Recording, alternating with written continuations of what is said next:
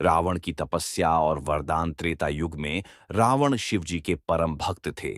उन्होंने कैलाश पर कठोर तप किया और अपने 9 सिर हवन कुंड में अर्पित किए।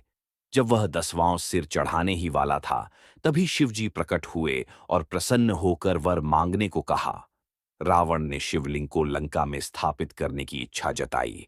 शिवजी ने सहमति दी, लेकिन शर्त रखी कि यदि शिवलिंग को रास्ते में कहीं भी रखा गया तो वह वहीं स्थिर हो जाएगा।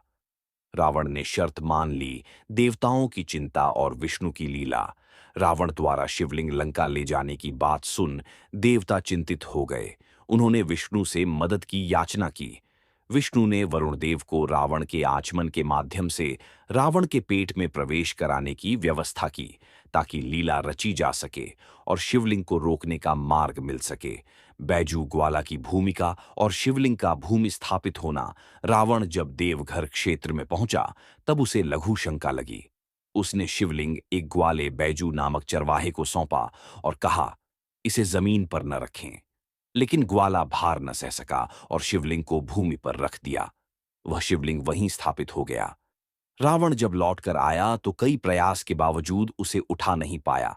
तब वह लोभ और क्रोध में आकर शिवलिंग पर अंगूठा दबाया और चले गए। यह लीला समझकर अन्य देवताओं ने वहां शिवलिंग की पूजा कर वहीं पर स्थापना की। यही अब का बैजनाथ मंदिर हुआ। मंदिर निर्माण और ऐतिहासिक विकास। ऐतिहासिक रूप से वर्तमान बैजनाथ मंदिर का निर्माण 1204 ईस्वी में कांगड़ा जिले में 2 व्यापारी भाइयों अहुका और मायुका ने करवाया था। यह नगार स्टाइल वास्तुकला में बना है और इसमें शिव वैद्यनाथ, पार्वती, गणेश समेत अनेक देवी देवताओं की मूर्तियां हैं। महाराजा संसार चंद ने 18वीं सदी में इसका जीर्णोद्धार कराया और 1905 के भूकंप के बाद यह थोड़े क्षतिग्रस्त हुआ, जिसे पुरातत्व विभाग ने फिर से ठीक किया। विशेष परंपराएं और त्योहार। दुर्भाग्यवश बैजनाथ में दशहरा नहीं मनाया जाता, क्योंकि रावण को शिवजी का प्रिय भक्त माना जाता है। यहाँ दशहरा मनाने से अनिष्ट माना जाता है और ऐसा करने वालों को मुसीबतें आ जाने की मान्यता रही है, इसलिए यह परंपरा बंद हो चुकी है। इसके बजाय यह शिवरात्रि, सावन मास, माघ कृष्ण चौदशी, माघ तारा रात्रि मेले के रूप में सहित मकर संक्रांति तक 5 दिवसीय महोत्सव के लिए प्रसिद्ध है।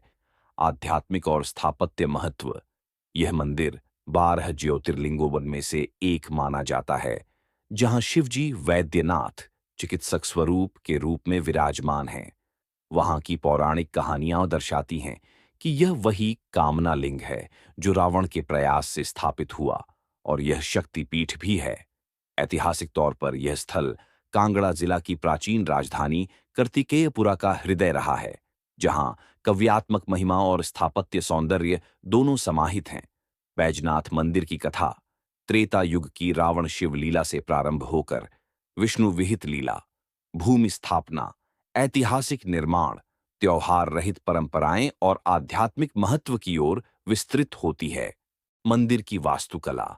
नागर शैली की उत्कृष्टता। बैजनाथ मंदिर नागर शैली का एक बेहतरीन उदाहरण है, जो उत्तर भारत की पारंपरिक मंदिर शैली है। मंदिर का निर्माण एक ऊंचे चबूतरे पर हुआ है और इसका गर्भगृह एक छोटे शिखर के नीचे है। मुख्य शिखर के चारों ओर छोटे शिखरों की श्रृंखला है, जो मंदिर को एक पिरामिड नुमा रूप देती है। प्रवेश द्वार पर जटिल नक्काशियों से युक्त स्तंभ है, जिन पर देवी देवताओं के साथ साथ फूलों और बेलबूटों की आकृतियां हैं।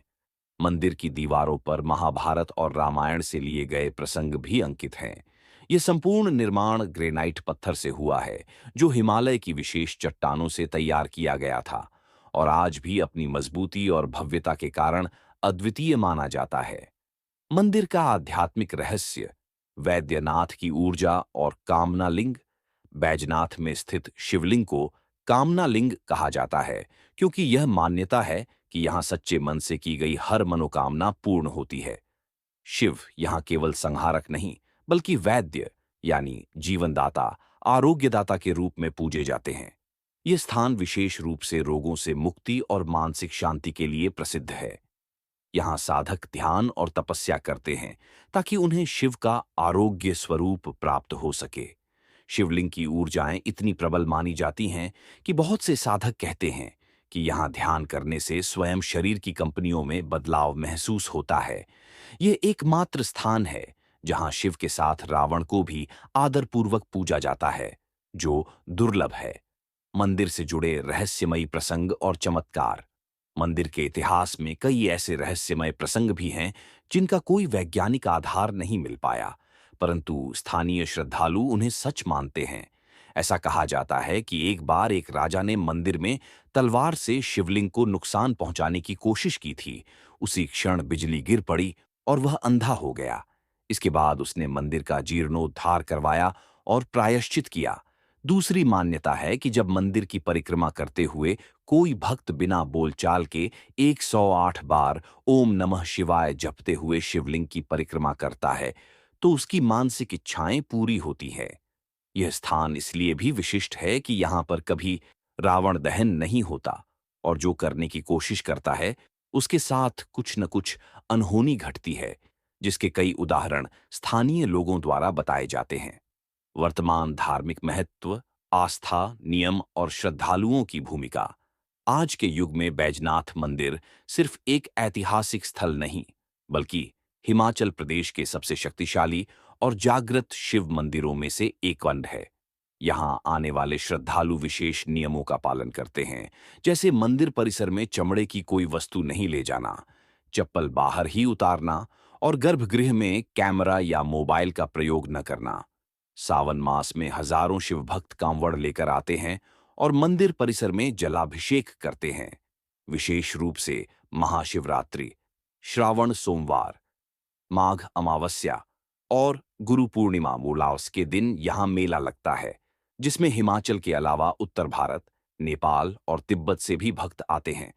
ये मंदिर युवाओं और साधकों के लिए ऊर्जा जागरण और शिव तत्व के अनुभव का केंद्र बन चुका है। श्रद्धालुओं के अनुभव, चमत्कार, दर्शन और आत्मा की शांति। श्रद्धालुओं के अनुभवों में सबसे सामान्य बात ये सामने आती है कि यहाँ आने के बाद उन्हें एक अद्वितीय शांति, ब्यास और मानसिक संतुलन प्राप्त होता है। कई लोगों ने ये कहा है कि वे वर्षों से चली आ रही बीमारी, मनोविकार या जीवन की कठिन परिस्थितियों से जूझ रहे थे, पर जैसे ही उन्होंने बैजनाथ मंदिर आकर सच्चे मन से शिव जी की आराधना की, तो उन्हें समाधान मिलने लगा। एक महिला ने बताया कि उनके पति की नौकरी 3 साल से नहीं लग रही थी।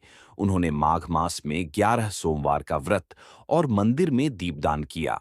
12वें सोमवार पर उन्हें नौकरी का बुलावा आया।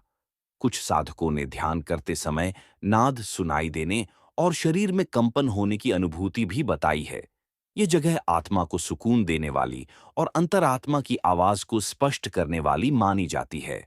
आसपास के धार्मिक और पर्यटन स्थल, एक आध्यात्मिक यात्रा का विस्तार। बैजनाथ मंदिर केवल एक गंतव्य नहीं, बल्कि एक पूरी आध्यात्मिक यात्रा का केंद्र है, जिसके आसपास कई दर्शनीय और आध्यात्मिक स्थल हैं। मंदिर से लगभग 2 किलोमीटर दूर है पपरोला, जहां योग साधना और आयुर्वेदिक चिकित्सा केंद्र हैं। करीब 16 किलोमीटर दूर स्थित है पालमपुर, जो हिमालय की गोद में बसा हुआ एक शांत स्थल है, जहां से धौलाधार की पर्वतमाला का भव्य दृश्य मिलता है। बीर बिलिंगौर स्थान, जो पैराग्लाइडिंग के लिए प्रसिद्ध है, वह भी यहां से करीब 28 किलोमीटर की दूरी पर है। वहीं पास में ही ताशिजोंग मोनेस्ट्री भी है, जो एक तिब्बती बौद्ध स्थल है। जो साधक और पर्यटक आत्मिक शांति, प्राकृतिक सौंदर्य और ऐतिहासिक वैभव की त्रिवेणी का अनुभव चाहते हैं, उनके लिए बैजनाथ एक परिपूर्ण स्थल है। अब हम बैजनाथ मंदिर की कथा का अंतिम सारांश प्रस्तुत करते हैं, जिसे आप संपूर्ण रूप से समझ सकते हैं और आगे किसी को सुना भी सकते हैं। एक पुनरावलोकन, साथ ही विशेष संकेत जो आपके ध्यान में बने रहने चाहिए। बैजनाथ मंदिर केवल एक पौराणिक शिवलिंग की स्थली नहीं, बल्कि यह रावण की भक्ति, शिव की कृपा, विष्णु की लीला और मानवता के कल्याण का प्रतीक पलौल है। यहाँ शिव वैद्य रूप में स्थित हैं, जो रोगों और दुखों को हरते हैं। रावण जैसी विरोधाभासी शक्ति को भी यहाँ सम्मान मिलता है, जो दर्शाता है कि वनशिव केवल पुण्यात्माओं के ही नहीं, सच्चे भक्ति रखने वाले प्रत्येक हृदय के ईश्वर हैं।